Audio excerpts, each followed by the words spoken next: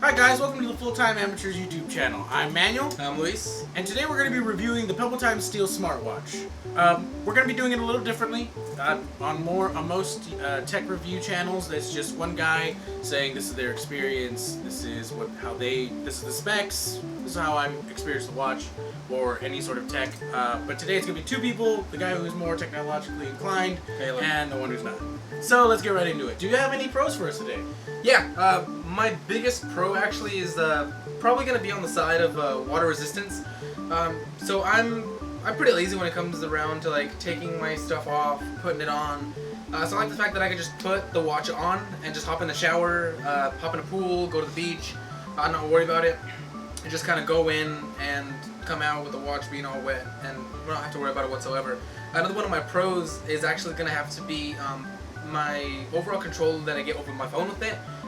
So for a while I didn't have any kind of smartwatch on my phone. I have an LG G3, so I'm running Android. It's running on the new, I think I'm still on Lollipop right now.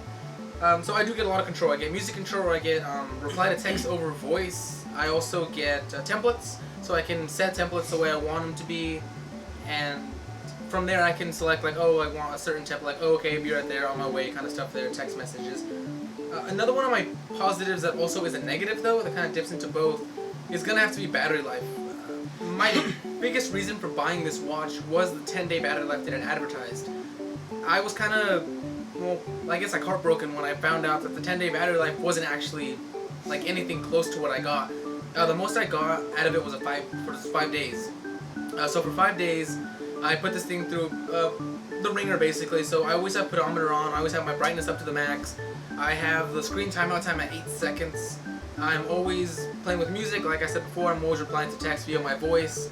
I'm not always close to my phone, so it is stretching the Bluetooth signal. That might be another reason why the battery life isn't so great on the watch, and also why it's kind of degrading my battery life on my phone as well. But as far as like pros go, it's an overall solid watch. I've had the Pebble since the very first Pebble.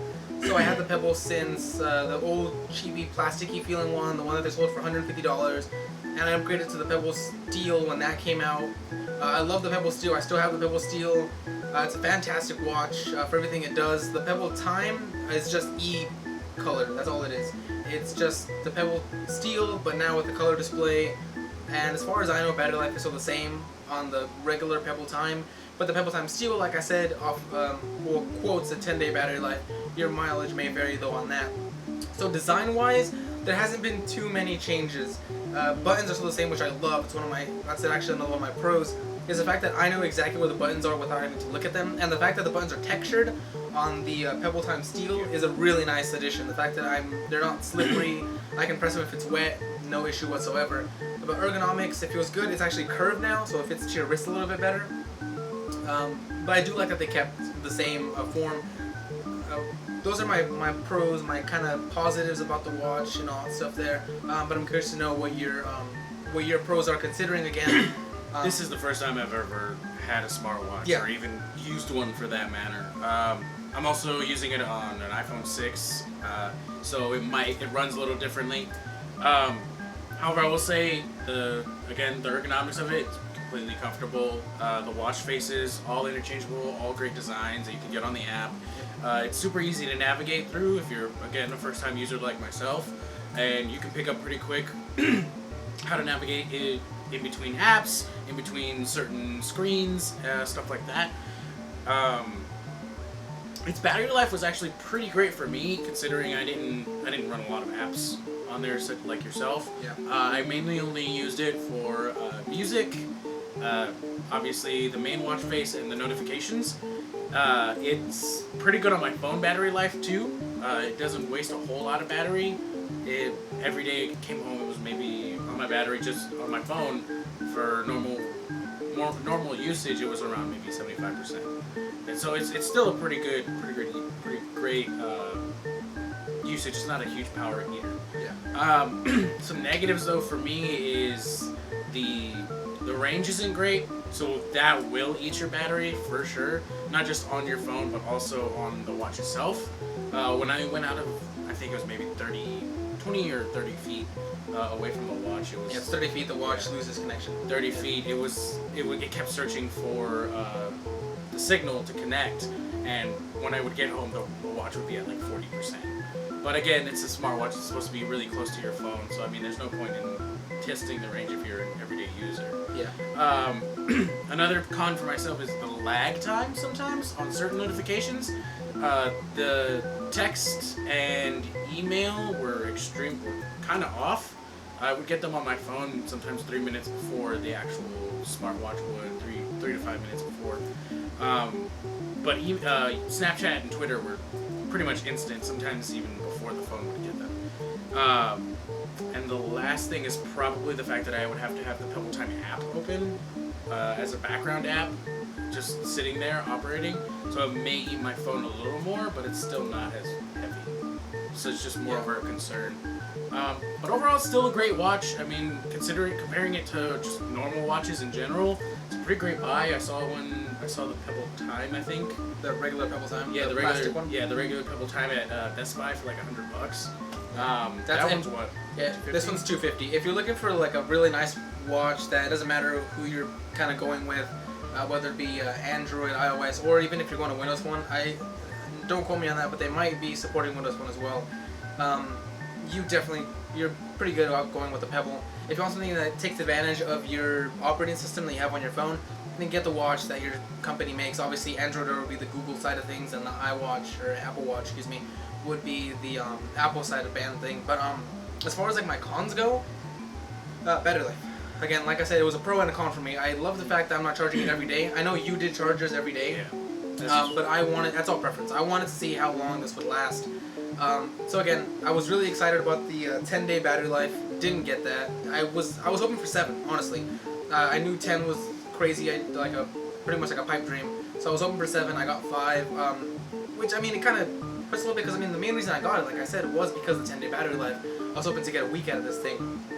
Another one of my negatives probably has to be the fact that the Bluetooth, like you were telling, the range is okay, but it's the further you go from the watch. I understand that it's supposed to be like your phone's supposed to be in your pocket, you're supposed to have your watch on your wrist. They're supposed to be right next to each other. The Bluetooth range isn't too far. Yeah. But there were times where I'm doing like a shoot for my school, an event's happening. I have my phone in my backpack. It's sitting down maybe somewhere like we're saying like 10 feet, 20 feet away from where I am now, taking pictures. That started to eat my battery life away. It was kind of weird the way it happened. The first day I was at 100. First day I went to 90%, which is all fine. I thought I was gonna get the battery life that I thought I was gonna get. But after that, after I started like using it some more and actually going through entire days, where I'm pulling down emails, checking my calendar, all that stuff there, it went from 90 to about 50, and then from 50 to 30, and then so it just went really quickly after that. So it was just really bad the way the actual battery went down.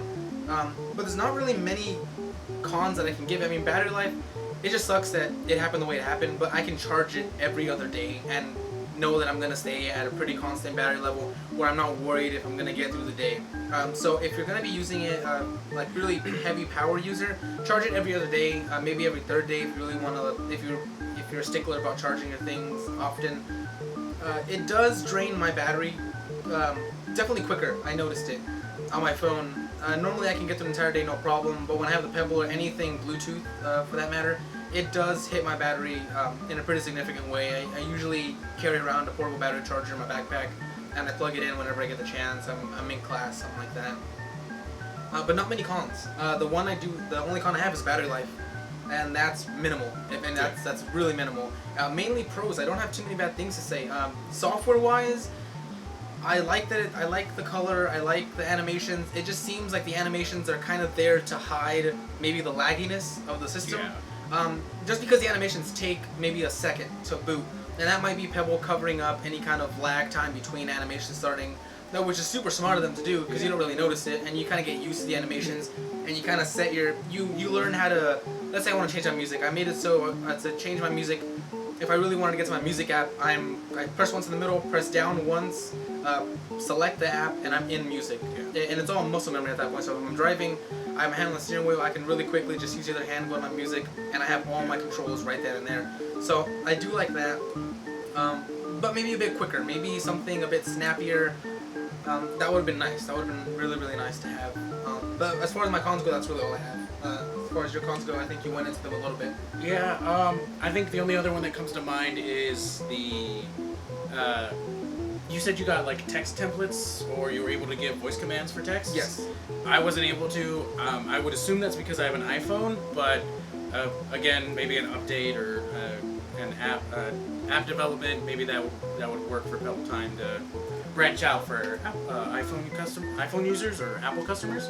But other than that, just the lag, the range to a certain extent, the fact that I have to have the app on in the background, and text templates. So those are my cons. What would you rate it out of 10? Out of 10, I would honestly give it an 8. The only dings that I give it is the battery life thing. I would have loved to be able to get 7 days of battery life for me not to worry about it for the week. I charge it Sunday, and that's it. I charge it once a week. That would be fantastic. But again, that's being really nitpicky and really critical. But it was something that I spent the extra money for, and I didn't get it. So that's why I'm dinging it 2 points for that. So again, I'm going to give it an 8 out of 10. Overall though, I don't really have too many bad things to say. Charge it every other night, charge it every third night, and you'll be fine with the watch. It's a really fantastic watch.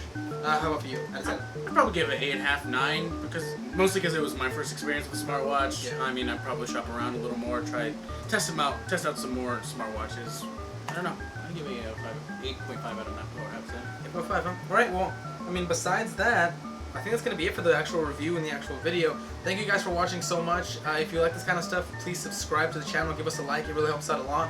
And if you don't mind, share it. You know, if you hated the video, you thought it was complete trash, you know, thumbs down is going to be enough to let us know.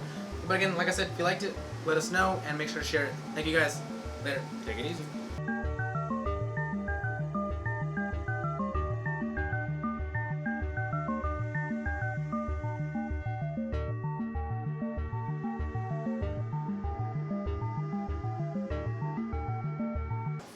Sheet.